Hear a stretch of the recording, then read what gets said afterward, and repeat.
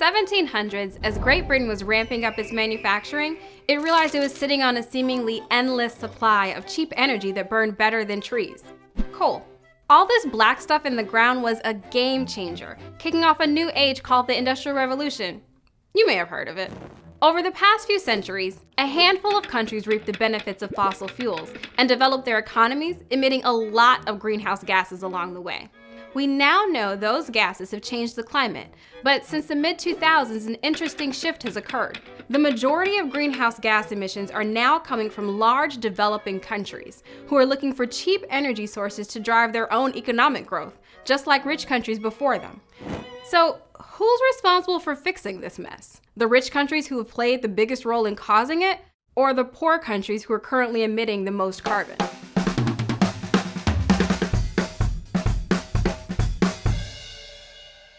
As the world has awakened to the downsides of coal and other fossil fuels, developing countries have found themselves in a catch-22. They also want to grow their economies and infrastructure, and the easiest and cheapest way to do that is by burning fossil fuels. But that will exacerbate climate change, which will hit many developing countries the hardest and quickest as they deal with increasingly intense and deadly heat waves, droughts, and tropical storms. The thing is, developing countries don't want to put their economies on pause while they invest in low-emission energy sources that may cost more. That's where international climate agreements come in. In the 2015 Paris Agreement, the world's countries all set goals to reduce their emissions. A crucial part of that deal is that wealthy countries are contributing money to help developing countries pay for the cost of cutting emissions. They're supposed to do it through the Green Climate Fund. That fund will also help poor tropical nations who don't contribute much to climate change at all, but will be among the hardest hit. Small island nations, for example, collectively contribute less than 1% of global emissions, but generally lack the resources and infrastructure to bounce back from the impact of rising sea levels and stronger tropical storms. So why should rich nations pay the price when developing nations are the ones currently emitting the majority of greenhouse gases? That's the million-dollar question. Well, actually, the $30 trillion question. What that means is climate change will be terrible for rich countries too. If fossil fuel emissions continue at their current rate, summer temperatures in many places will spike by more than 4 degrees Celsius by 2100.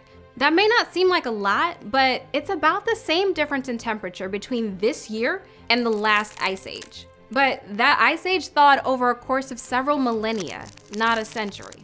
Adding that amount of heat will cause havoc in a variety of ways. More of the world's population will be exposed to heat stress, tropical diseases will spread to new regions, water will become more scarce, and crop yields will take a major hit. And this will cost a ton of money, $30 trillion in damages globally from just 2 degrees Celsius. On the other hand, it's estimated that for the big emitters to make the necessary changes to cut fossil fuel use, it will cost about $500 billion, which is a lot, but $500 billion, $30 trillion? You do the math.